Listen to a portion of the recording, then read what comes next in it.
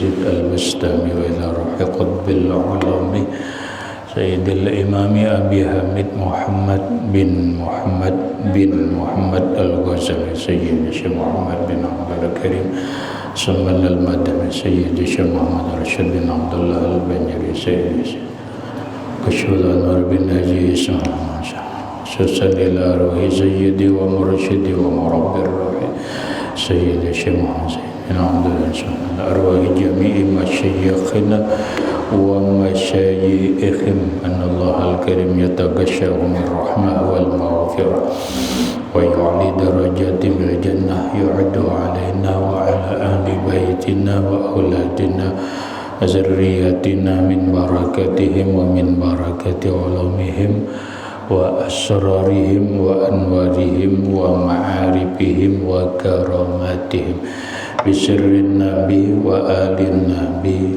lahumul fatihah. A'udzu billahi minasyaitonir rajim. Bismillahirrahmanirrahim. Alhamdulillahi rabbil alamin arrahmanir rahim maliki yaumiddin. Iyyaka na'budu wa iyyaka nasta'in ihdinas siratal mustaqim siratal ladzina an'amta 'alaihim ghairil maghdubi 'alaihim waladdallin. Assalamualaikum warahmatullahi wabarakatuh. Bismillahirrahmanirrahim. Kita menyambung kajian kita minggu yang lewat berkaitan dengan ucapan Syekh Abdul Qadir Jailani radhiyallahu an yang ada hubungannya dengan ibadah puasa yang kita lakukan. Qala Syekh Abdul Qadir Al-Jilani, berkata Syekh Abdul Qadir Al-Jilani, ilzamu ampusakum bisalasati asya, mantapkanlah diri kalian dengan 3 macam. Sebagai manusia dan beriman kepada Allah, kita punya harapan dan keinginan. Harapan dan keinginan kita agar hidup dunia dan akhirat itu selamat. Agar bukan hanya selamat, kita berharap menjalani kehidupan dunia dan kehidupan akhirat itu beruntung. Bahkan kita ingin menjalani kehidupan dunia ini sampai akhirat mendapatkan kemuliaan dan kebahagiaan dunia dan akhirat. Untuk mendapatkan hal tersebut, agamalah jalannya. Namun agama punya aturan, agama punya ajaran, punya perintah dan larangan. Namun Syekh Abdul Qadir Jailani radhiyallahu an, beliau mengatakan, mantapkan 3 hal ini kalau kita ingin selamat, ingin beruntung, ingin mulia, ingin bahagia dunia dan akhirat. Yang pertama adalah at-tawadhu, merendahkan diri. Yang kedua, husnul adab ma'al khalqi kullihim, baik perangai, baik perilaku, baik tata krama, baik akhlak terhadap makhluk.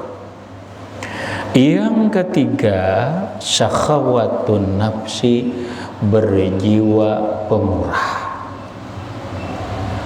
Minggu lewat sudah kita bahas bahwa Tawadhu sudah kita bahas. Kemudian yang kedua adalah husnul adab ma'al khalqi kullihim. Baik perangai, baik perilaku, baik tata krama, baik akhlak terhadap makhluk. Kalau kita cermati, kita pahami secara mendalam tentang agama, yang mana agama itu isinya cuma 3: Islam, iman, dan ihsan. Agama, Islam, iman, ihsan. Kandungan agama secara kesimpulan isi yang pokoknya cuma 2. Yang pertama, hablum minallah, berhubungan kepada Allah. Yang kedua, hablum minannas, berhubungan dengan manusia. Inilah inti pokok daripada ajaran agama, apakah dalam sudut Islam, iman, dan ihsan. Sekarang kita hari ini melakukan ibadah puasa. Kemana hubungan ibadah kita ini? Oh, ternyata kita sekarang ini melaksanakan ibadah puasa itu tidak lain demi untuk hablum minallah. Bagaimana hubungan kita dengan Allah itu baik. Kita sembahyang subuh, sembahyang zuhur, sembahyang asar, maghrib, isya, itu apa? Ibadah. Hubungannya dengan siapa? Bukan hubungan dengan manusia, tetapi hubungan dengan Allah. Namun ternyata hidup ini agama mengajarkan bahwa hubungan kita ini ada 2. Ada hubungan kepada Allah, ada hubungan terhadap manusia. Agama mengajarkan agar hubungan dengan Allah ini mantap. Bagaimana hubungan dengan Allah itu mantap?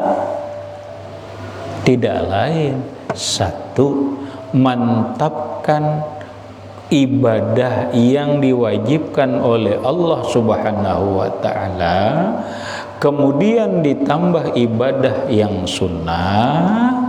Berikut, mantapkan keimanan kita dan keyakinan kita kepada Allah Subhanahu wa ta'ala, maka itu disebut hubungan dengan Allah. Contoh, kita mantapkan hubungan kita lawan Allah lewat ibadah. Ibadah apa? Ibadah wajib. Ibadah wajib itu apa? Sembahyang wajib, puasa wajib, zakat wajib, haji wajib, yang wajibnya. Setelah selesai yang wajib, kita menambah yang sunat. Yang sunat itu yang sangat afdol menurut agama. Sembahyang ibadah nang wajib ini nang paling afdol itu kan sembahyang 5 waktu.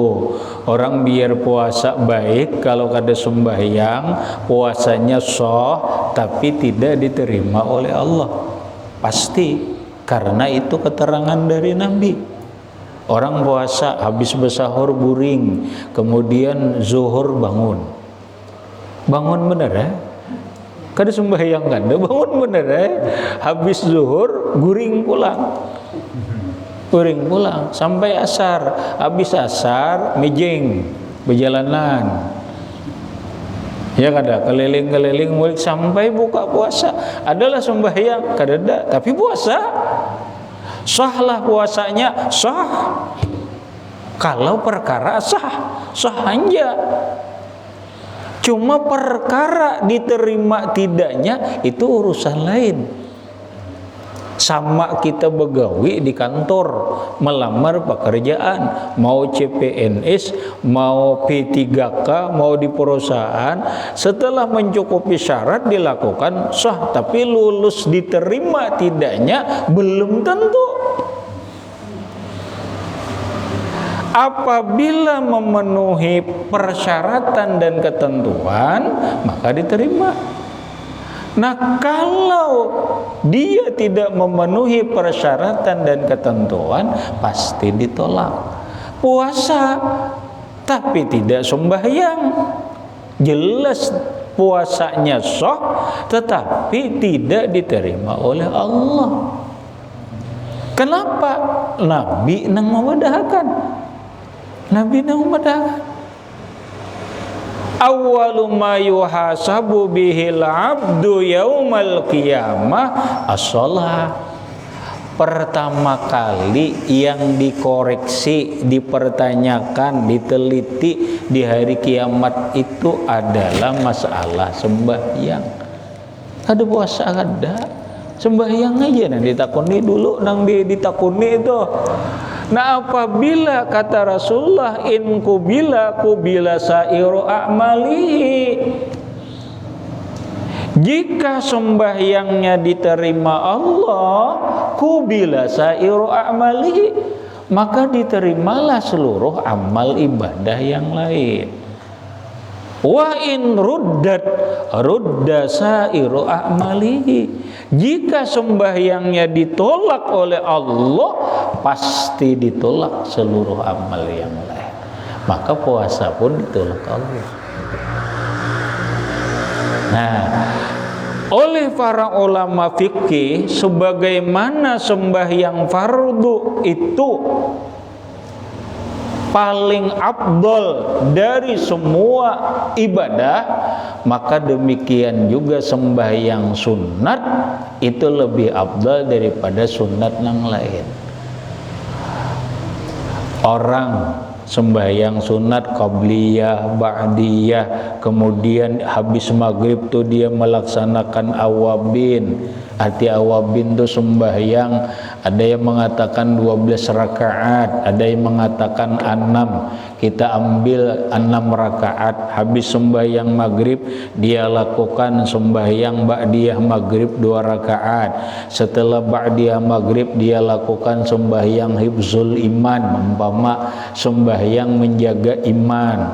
Habis maghrib dia lakukan sembahyang apa? Sembahyang taubat, umpama. Berarti 6 enggak ada? 6. Ini disebut sembahyang awabin dibanding dengan orang puasa sunat tapi tidak melakukan ini. Mana baiknya? Kayak ini aja nah bahasa kita. Ini orang puasa hari Senin, puasa sunat gak ada? Senin Kamis sunnah. Tetapi malam Selasanya maghrib isya itu karena mau urus parut kanyang, inya sembahyang maghrib aja. Kada melakukan, tidak melakukan qabliyah maghrib, ba'diyah maghrib, kemudian 6 rakaat itulah. Tapi puasa. Dibanding dengan orang sembahyang kada puasa, tapi dia sembahyang maghrib, kemudian ba'diyah maghrib dilakukannya 4 rakaat berikut dikerjakan, mana yang lebih bagus? Dijawab oleh Imam Sulaiman Ad-Darani yang termaktub di dalam kitab Kifayatul Atqiya, dinakal dimuat ucapan itu oleh Imam Syekh Zainuddin Al-Malibari. Kata beliau, yang lebih baik itu biar kada puasa sunat tapi habis maghrib itu beribadah, daripada puasa sunat tapi habis maghrib kada beribadah. Kenapa? Karena sunat sembahyang itu lebih afdal daripada sunat puasa. Dari sembahyang sunat ini yang paling afdal sembahyang apa? Sunnatut tahajud, sembahyang tahajud itu yang paling afdal. Maka saluran hablum minallah, berhubungan baik dengan Allah Subhanahu wa taala, lakukan sembahyang 5 waktu, kerjakan tahajud di saat manusia sedang tidur. Ini namanya baik sudah kita berhubungan lawan Allah. Baik sudah secara ibadah. Baik sudah kita hubungan lawan Allah secara ibadah. Tinggal kesempurnaan hubungan itu aja. Nah, berikut hubungan dengan Allah liwat hati. Kalau tadi kan lewat ibadah, sekarang lewat hati. Bagaimana hati kita ini kepada Allah? Apakah kita dalam menjalani hidup ini berpegang dengan Allah atau berpegang dengan yang lain? Kita yang paham. Pian hidup berpegang lawan laki kah? Berpegang lawan gaji kah? Berpegang lawan usaha kah? Atau berpegang dengan harta kah? Atau berpegang dengan Allah kah?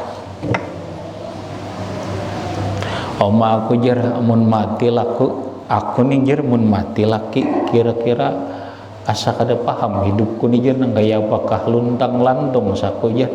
Berpegang lawan Allah kah lawan laki kah? Kan begitu. Orang mungkin bisa berkata, aku jer mun kehabisan usaha, amunnya kada penghasilan hidup ini bisa susah dan menderita. Memang yang bisa bikin senang bahagia harta atau apa? Berpegang dengan Allah kah atau berpegang dengan harta kah? Aku jer mau kada usaha luntang lantung hidup sia-sia hidup, berpegang lawan Allah kah lawan usaha kah? Apa usahakah yang membuat mulia hidup kita ini? Nah, ini namanya hubungan hati dengan Allah. Mantapkan hablum minallah, hubungan hati kita lawan Allah. Apa? Allah jadikan pokok utama di dalam hati kita. Bahwa satu, Allah nang menolong hidupku, Allah nang mengatur hidupku, bukan manusia. Allah nang memberi rezeki lawan diriku, bukan laki, bukan usaha. Allah yang memberi rezeki, Allah yang mengatur semua kehidupan manusia ini dan kehidupanku. Maka yang layak, yang patut dan wajib aku pegang itu adalah Allah. Sehingga Allah pun menyatakan, wa may yatawakkal 'ala Allah fa huwa hasbuh. Siapa yang hati bukan pandiran, hatinya berpegang kuat lawan Allah, maka Allah mencukupi kehidupannya. Ini namanya hablum minallah. Hati kita ini berhubungan lawan Allah kayak apa? Itu nang dimantapkan. Berarti memantapkan hati kita ini dengan apa? Satu, mantapkan hati kita dengan tawakal, berpegang teguh kepada Allah dalam hal apapun. Orang pastilah secara manusia bujur, baisi anak bini-bini nih, baisi anak 5 becari kada bisa, lalu mati laki tilir bola pusing kan, pusing. Iya, kalau kita berpegang kepada kehidupan manusia, berpegang kepada laki, berpegang dengan selain Allah. Tapi kalau kita berpegang kepada Allah, Tuhan pasti mencukupi. Jangan khawatir. Banyak orang sukses setelah menjadi janda. Banyak orang yang sukses dan bahagia setelah ditinggal suaminya. Kenapa? Ya karena Allah yang mengatur. Jadi kada perlu bahasa kita takutan kayak apa. Cukup hati kita pegang Allah. Makanya selalu kita, salah satunya Bu, mohon maaf, yang sekarang ini rame bagi ulun alhamdulillah, tapi di sisi lain ada hal yang harus kita koreksi. Kenapa yuk? Sekarang ini di mana-mana alhamdulillah orang tahfizul Quran banyak. Alhamdulillah di mana-mana rame tarawih hendak memikirkan sakhatam Quran. Iya kan? Baiklah, baik. Seramadan nih, Seramadan semalaman sejuz Quran, semalaman sejuz Quran, selesai Ramadan khatam. Baik, sangat baik, sangat baik. Tetapi ada hal yang sangat penting.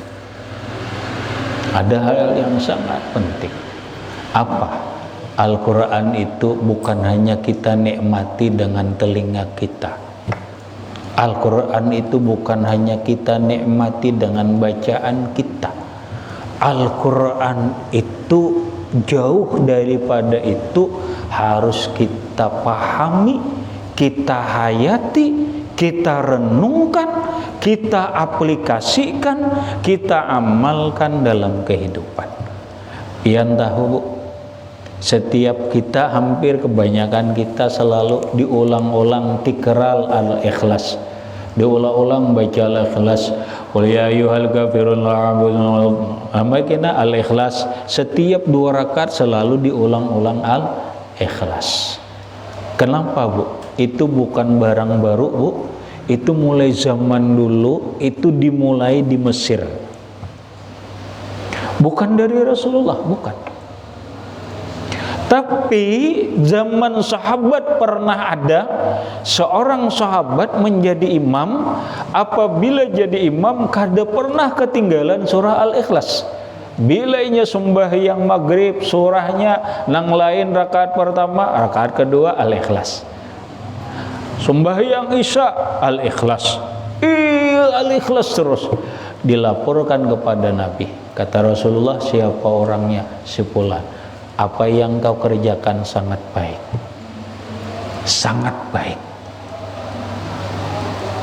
Kenapa ada inspirasi? Ingat, ini bukan dari Rasulullah. Secara inti bukan dari Rasulullah. Rasulullah sendiri tidak pernah memerintahkan kepada umatnya pun tarawih berjamaah, tidak pernah Nabi memerintahkan.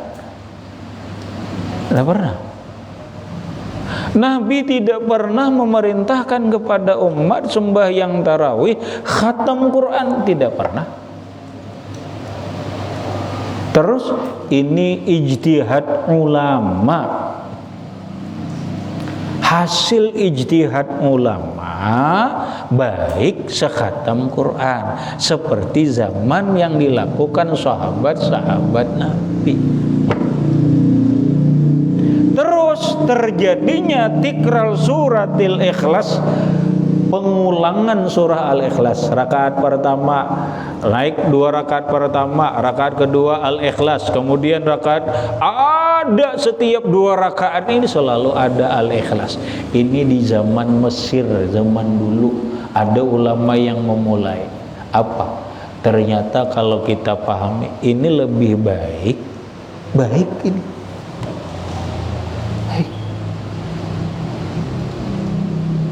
Lebih baik daripada apa?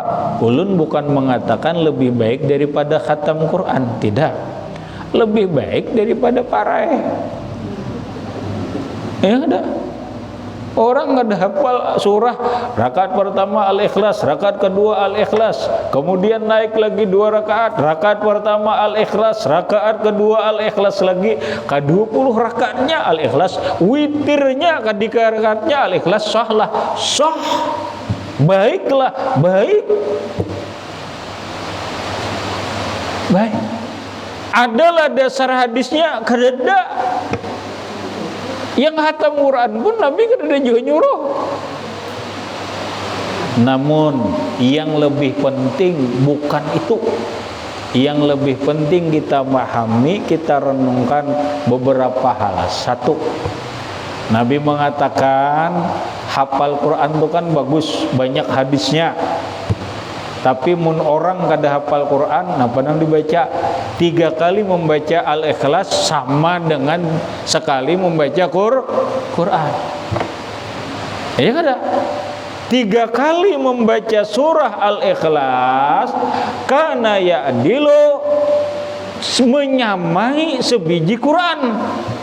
Nah itu enggak.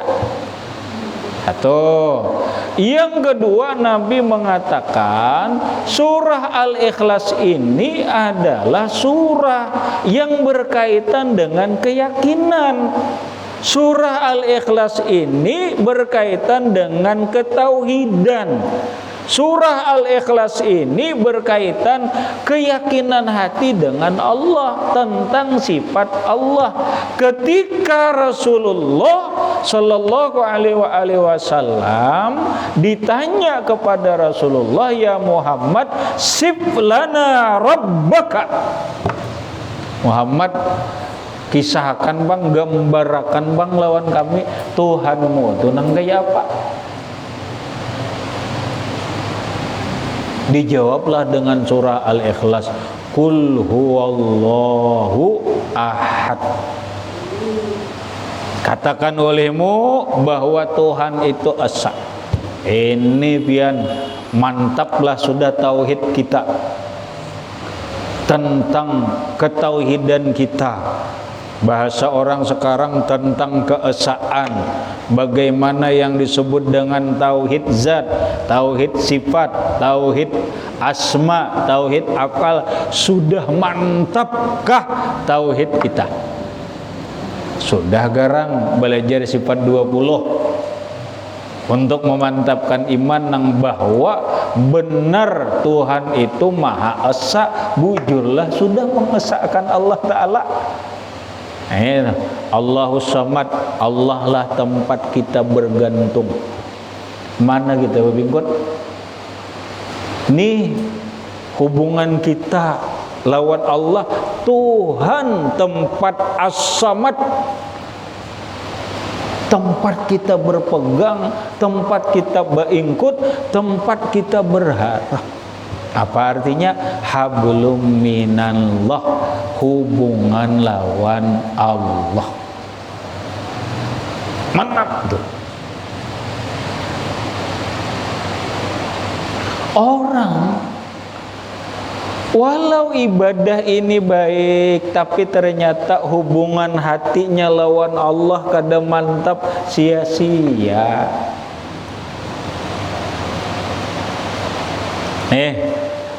Agar hubungan kita mantap lawan Allah, mantapkan pegangan hati kita kepada Allah. Jangan berpegang lawan manusia, jangan berpegang lawan harta, jangan berpegang lawan duit, jangan berpegang lawan laki, jangan berpegang dengan apapun selain Allah. Pingkuti Allah Ta'ala. Dan Allah, apabila manusia mau berpegang dengan Allah, hidupnya aman. Tuhan tidak akan pernah menyia-nyiakan dia. Tuhan pasti mencukupi keinginannya, Tuhan pasti mencukupi kehidupannya. Hablun minallah. Apalagi supaya hubungan kita ini mantap kepada Allah dengan hati kita, apa? Sabar lawan syukur. Mantapkan sabar kita, mantapkan syukur kita, karena hidup ini tidak berhenti dalam satu masalah.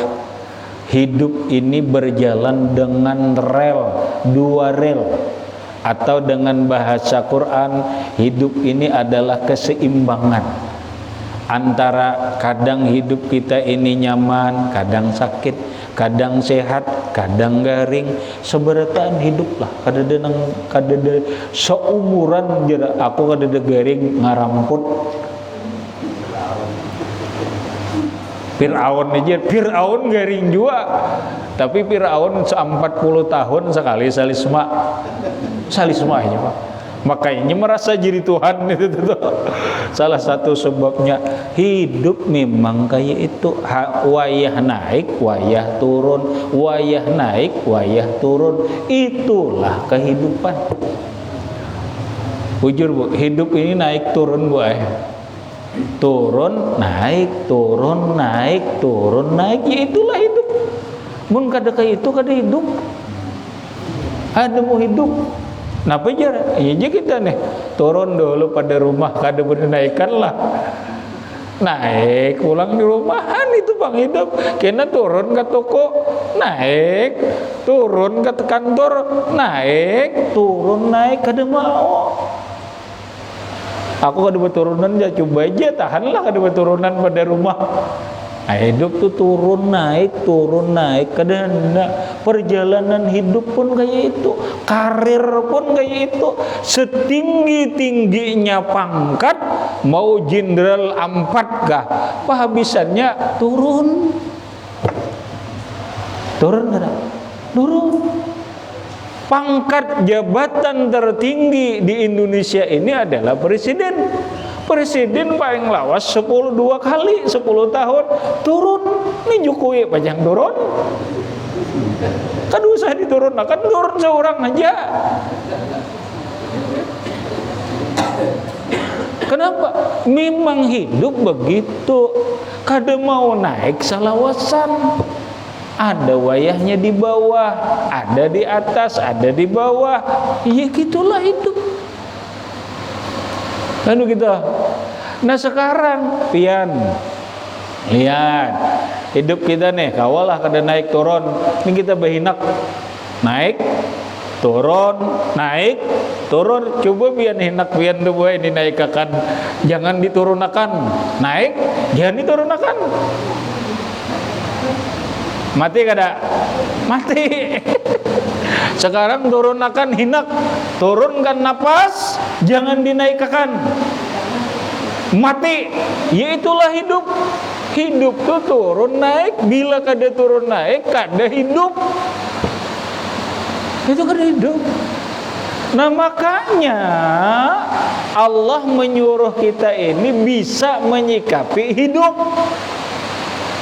Nang kayak apa menyikapi hidup yang turun naik ini? Menyikapi hidup ini akan baik akan baik kalau kita berpegang dengan Allah. Hubungan kita dengan Nang Maatur kehidupan ini kuat. Kenapa? Kita paham hidup ini turun naik, bila inya turun sabar, bila naik syukur, kadang alih. Masalahnya kita wayah kada ingat.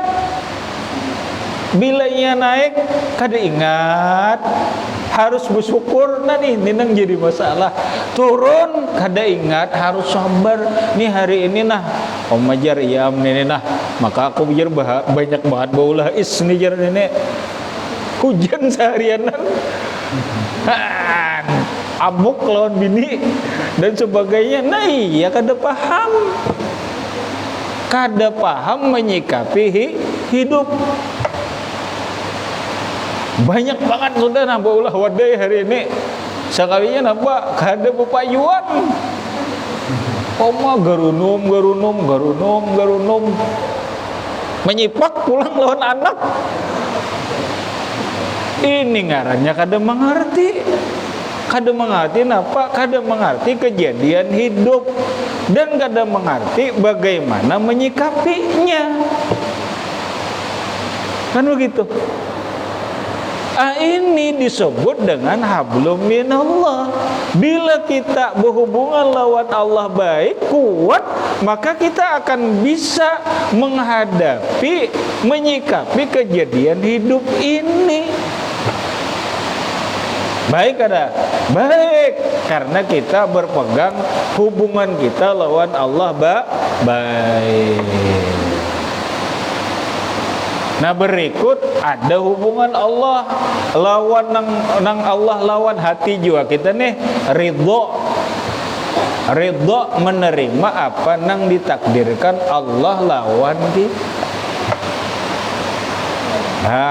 Nah sekarang ada lagi satu berhubungan dengan manusia.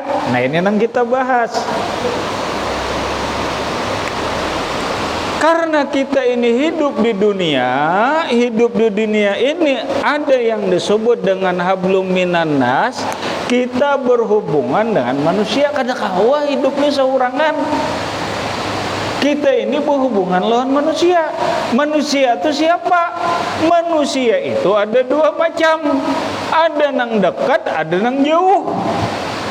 Yang ada manusia yang dekat, yaitu umat abah kita, saudara kita, anak istri kita, suami kita. Ini namanya manusia.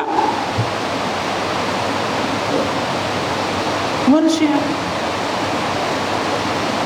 Imbah itu hanyar jiran tetangga, hanyar nang jauh-jauhnya.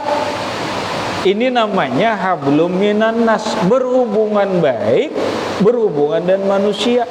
Agama menganjurkan, kata Syekh Abdul Qadir Jailani radhiyallahu an, kalau engkau ingin selamat, ingin beruntung, bahagia, baik hubunganmu dengan Allah, tawadhu, rendah diri, berikut husnul adab. Baik-baik akhlak, perangai, tata kerama lawan manusia dulu. Siapa manusia? Kita ambil manusia terdekat.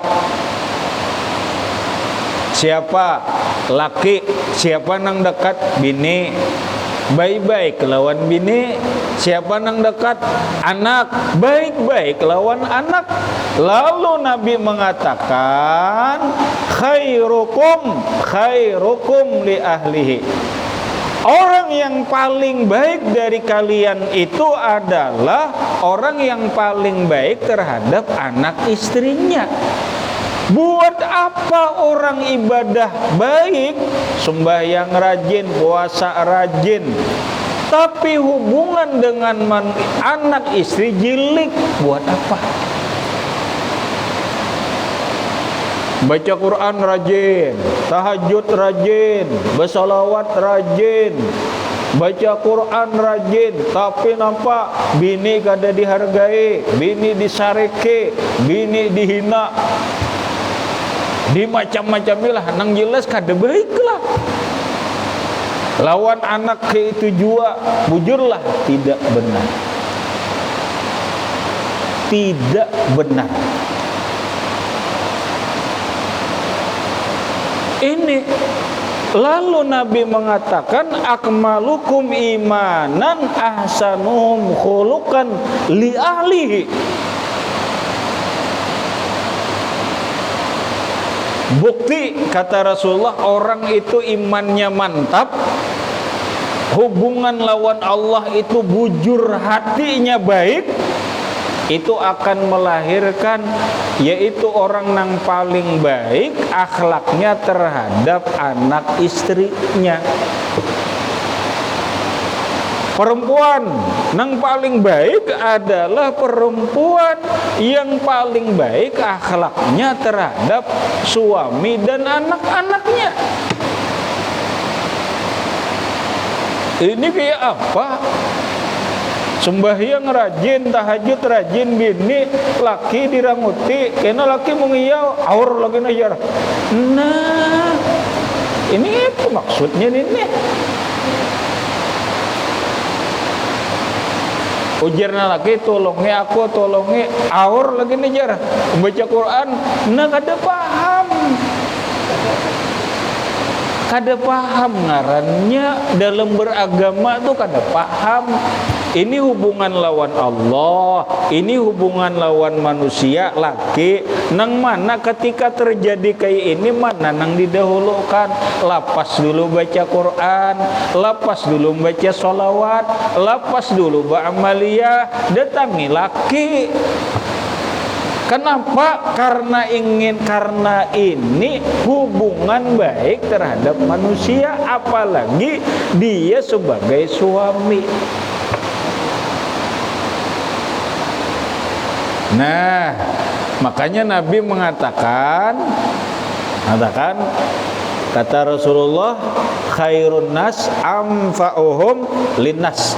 Paling baik manusia itu adalah manusia yang paling bermanfaat kepada manusia yang lain. Itu apa artinya? Hubungan terhadap manusia. Nah, sekarang berhubungan baik dengan manusia ini caranya bagaimana? Dengan ucapan, dengan akhlak, dengan perilaku yang baik. Bagaimana dengan ucapan? Salah satunya ada bagusnya supaya kita ini lawan manusia baik atau apa, berbuat baiklah kepada manusia dengan cara di samping ucapan baik, perilaku, akhlak, tata kerama lah, ayo mereka dibantu, didoakan. Salah satunya kita nih supaya baik berhubungan dengan manusia, bukan hanya ucapan, bukan hanya sikap, perbuatan, tata kerama, akhlak, tapi supaya kawa umum kita lakukan dengan doa. Nang kayak apa? Kita doakan umat Islam, manusia ini, atau saudara kita kaum muslimin dan muslimat ini supaya diampuni Allah, dirahmati Allah. Salah satu bentuk doanya ini yang sering kita dengar, Allahumma ufir li ummati sayyidina Muhammad, Allahumma arham ummata sayyidina Muhammad, Allahumma astur ummata sayyidina Muhammad, Allahumma ajbur ummata sayyidina Muhammadin sallallahu alaihi wasallam warhamhum rahmatan ammah. Itu salah satu bentuk doa kita, hubungan baik kita terhadap umat Islam. Dengan cara apa? Doa. Berapa kali dibaca? Habis subuh dibaca 4 kali. Terakhir karena waktu, ini karena hujan juga, terakhir ada bagusnya dari Rasulullah, para ulama habis sembahyang 5 waktu subuh kita mendoakan kepada, ini salah satu bentuk hubungan baik kita terhadap manusia melewat doa. Baca astaghfirullah lil mu'minina wal mu'minat, astaghfirullah lil mu'minina wal mu'minat, astaghfirullah lil mu'minina wal mu'minat. Berapa kali? 27 kali.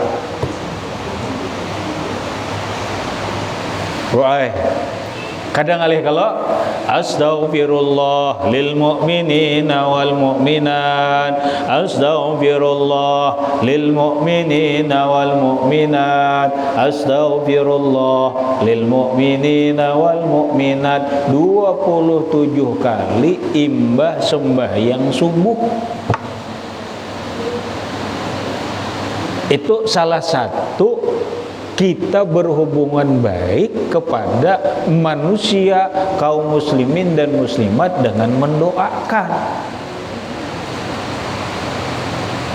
Keutamaannya yaitu fadilat yang lain oleh Allah. Orang yang mengamalkan ini, bersikap kayak ini orang dimasukkan Allah dalam kelompok, dalam golongan wali abdal. Walau inya kada wali, tapi dimasukkan ke golongan situ.